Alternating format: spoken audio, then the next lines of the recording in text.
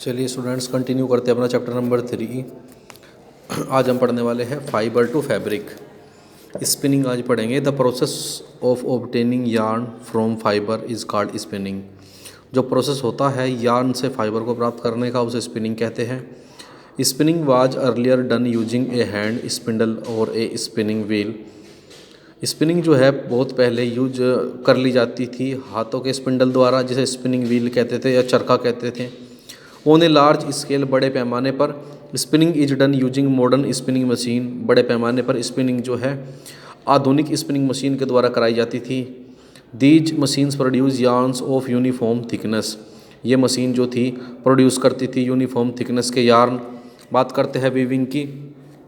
Weaving and knitting are two ways of making fabric from fibre. Weaving और knitting दो अलग अलग तरीके हैं फैब्रिक से फाइबर बनाने के।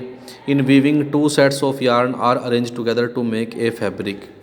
वीविंग में दो सेट जो होते हैं यार्न के उसे अरेंज करा जाता है एक साथ फैब्रिक बनाने में। The looms used for weaving that can be operated manually are called hand looms. जो लूम होते हैं वीविंग करने के लिए, ऑपरेट करने के लिए मैनुअली, उन्हें हैंडलूम कहते हैं। And the looms that run on electricity are called power looms. और जो मैनुअली क्या करे जाते हैं, हैंडलूम्स रन कराए जाते हैं इलेक्ट्रिसिटी के द्वारा, उन्हें हम पावर लूम्स कहते हैं। अब बात करते हैं स्टूडेंट्स निटिंग की। निटिंग क्या होता है? In knitting a single yarn is used to make fabric. Knitting में एक सिंगल यार्न को यूज करा जाता है फैब्रिक बनाने में। Knitting is done using knitting needle. Knitting जो है निटिंग नीडल के द्वारा पूर्ण कराई जाती है। Nowadays machines are use to knit cloth faster. आजकल के दिनों में मशीन का इस्तेमाल क्लॉथ को बहुत तेज़ी से निट करने में करा जाता है। The interweaving of three of more strands of yarn in a diagonally overlapping pattern is called braiding. और जो इंटरवीविंग तीन या तीन से ज़्यादा की यार्न को डायगोनली ओवरलैप कराने का जो पैटर्न होता है उसे ब्रेडिंग कहते हैं। चलिए स्टूडेंट्स चैप्टर हमारा कंप्लीट हुआ। अब let's do tick right the correct option. Cotton is a, ये है हमारा plant fibre. Which of the following is a plant fibre? तो आंसर है cotton. Third, which of the following is a synthetic fibre? Nylon. Which of the following fibre absorb more water? Wool. Which of the following fibre is obtained from the stem of a plant? Jute. और ये हमारे fill in the blanks है। The process of arranging two set of yarn to produce a fabric is called ginning. The process of immersing the bundle of jute stem in water is called ratting. Looms which are run by machine are called power looms. Cotton plant grow well in black soil. The process of making yarn from fiber is called spinning. चलिए true false की ओर चलते हैं students. अब true false हमारे इस प्रकार है। पहला है ट्रू, दूसरा फॉल्स, तीसरा फॉल्स, चौथा ट्रू और पांचवा ट्रू। ये आपको करने हैं। इसके बाद ये चैप्टर तो हमारा हुआ कंप्लीट। क्वेश्चन आंसर हम नेक्स्ट वीडियो में डिस्कस करेंगे। तब तक के लिए आज पढ़ते हैं चैप्टर नंबर 5। नाम है सॉर्टिंग मटेरियल्स। मटेरियल क्या होते हैं? All the thing that we look around are made up of some kind of substances. हमारे चारों ओर जो भी चीज़ें हमें दिखाई देती हैं वो किसी ना किसी प्रकार के सब्सटेंस से मिलकर बनी हुई होती हैं। फॉर एग्जाम्पल एक कप और plate is usually made up of ceramic. एक कप या प्लेट जो है वो सामान्य तौर पर सिरामिक की बनी हुई होती है। ए बकेट और mug of plastic and so on. और इसी प्रकार या बकेट या मग या plastic. Ceramic, plastic and steel are material. Ceramic, plastic या बकेट इस प्रकार के मटेरियल होते हैं। A substance which is made up of matter and is use for making object is called material. एक सब्सटेंस जो बना हुआ होता है मैटर से, जिसका इस्तेमाल ऑब्जेक्ट बनाने में करा जाता है, उसे मटेरियल कहते हैं।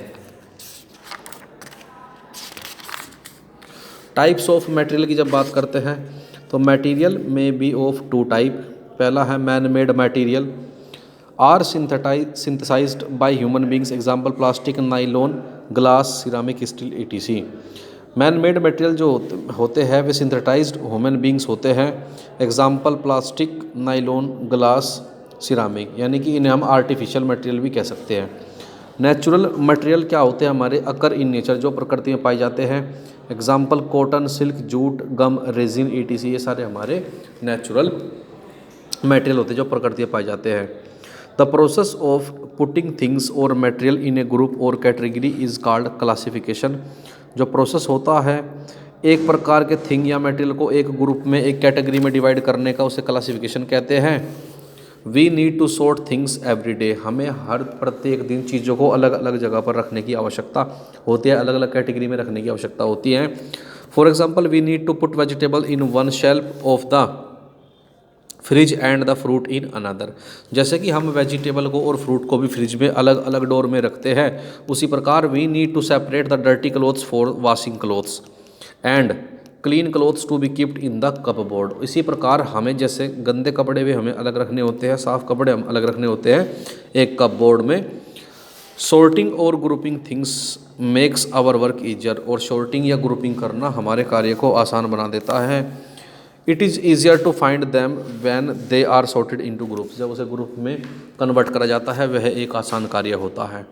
Classification of things is based on the property possessed by the object. Classification जो होता है चीज़ों का वो प्रॉपर्टी बेस्ड होता है किसी भी ऑब्जेक्ट की। It can be similarity in size, shape, colour and texture, state और देयर केमिकल प्रॉपर्टीज़। यह सिमिलैरिटी शो करता है साइज में, शेप में, कलर में, टेक्सचर में, स्टेट में और अदर केमिकल प्रॉपर्टी में। Let us learn about some properties based on which classification of thing is done.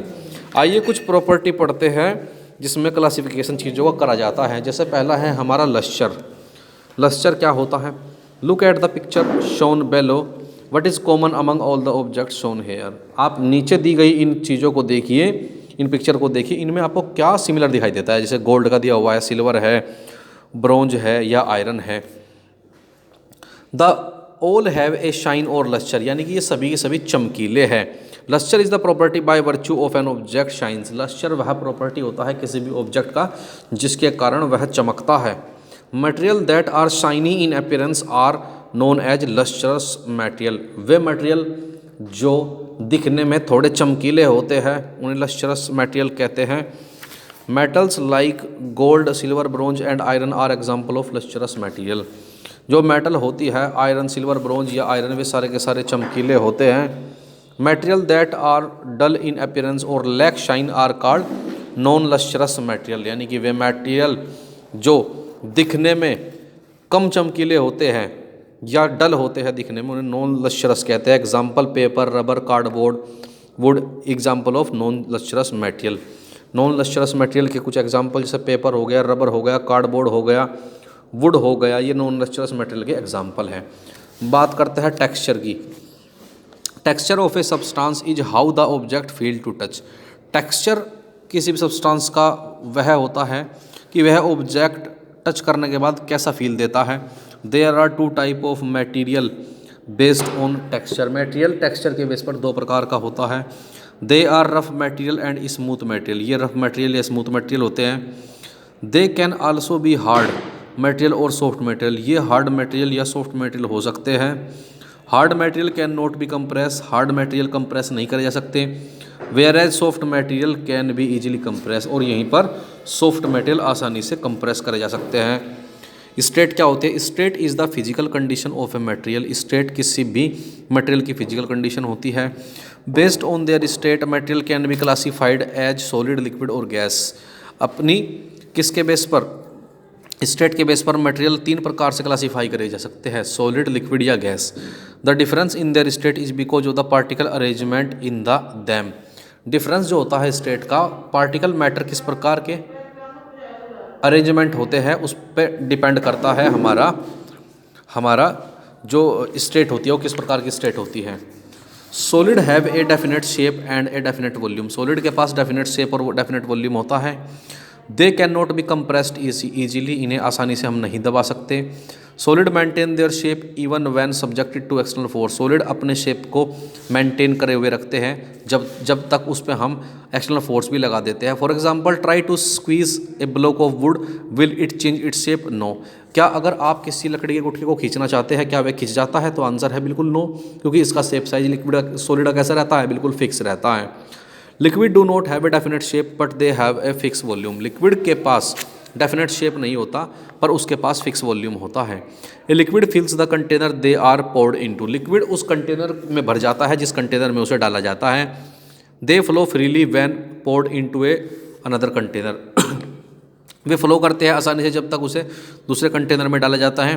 Liquid can be compress to a smaller extent compare to solid. Liquid को हम कुछ हद तक दबा सकते हैं compare to the solid. For example transferring 100 ml water from a bottle to a glass causes water to take the shape of the glass but the volume of the water remains the same. यानी कि अगर किसी बोतल से निकालकर पानी को हम किसी ग्लास में डाल देते हैं तो वह बोतल के वॉल्यूम को छोड़कर ग्लास का वॉल्यूम धारण कर लेता है, यद्यपि पानी का वॉल्यूम सेम रहता है। Gases do not have a definite shape और definite volume. Gases can expand to fill any space available to them in a container. Gases के पास न तो डेफिनेट शेप होता है ना ही डेफिनेट वॉल्यूम होता है, और जिस प्रकार के बर्तन में उसे डाला जाता है उसी प्रकार का वॉल्यूम वो धारण कर लेती है। गैसेस आर हाईली कंप्रेसिबल और compare to solid and liquid. Gases जो होती है वो comparable to the liquid and solid, वे हाईली कंप्रेसिबल हो सकती है, उन्हें हम आसानी से दबा सकते हैं।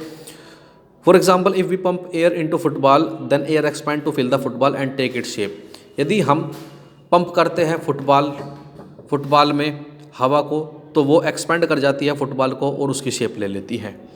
चलिए स्टूडेंट्स आगे डिस्कस करते हैं। We know that some liquid dissolve in water and some do not. हम जानते हैं कि कुछ लिक्विड जो है पानी में डिजोल्व हो जाते हैं और कुछ नहीं होते। Liquid that dissolve in another liquid are called miscible liquid. यानी कि लिक्विड जो किसी दूसरे लिक्विड में डिजोल्व हो जाते हैं उसे मिसेबल लिक्विड कहते हैं। For example alcohol, lemon juice, Honey और विनेगर, ये इसके एग्जाम्पल हैं। एल्कोहल भी पानी में घुल जाता है, लेमन भी, हनी भी, विनेगर भी, सिरका भी। Liquid that do not dissolve in another liquid are called immiscible liquid. वे लिक्विड जो दूसरे लिक्विड में डिजोल्व नहीं होते, घुलते नहीं, उसे इमिसेबल लिक्विड कहते हैं। For example kerosene, coconut oil, diesel और petrol. Some gases also dissolve in water. कुछ गैसें भी पानी में घुल जाती हैं। Oxygen is present in the water. Oxygen present रहता है वाटर में। That is why animals like fish living in the water can live. यानी कि इसी प्रकार जो मछलियाँ पानी में रहती है वो जीवित रह सकती है। The carbon dioxide dissolve in water is used by the aquatic plant for photosynthesis. तक जो कार्बन डाइऑक्साइड होती है पानी में डिजोल्व रहती है वो इस्तेमाल करी जाती है एक्वेटिक प्लांट के द्वारा फोटोसिंथेसिस के प्रोसेस के लिए। ठीक है स्टूडेंट, आज के लिए हम इतना ही पढ़ेंगे, बाकी कल हम स्टडी करेंगे फ्लोटेशन की। Thank you class.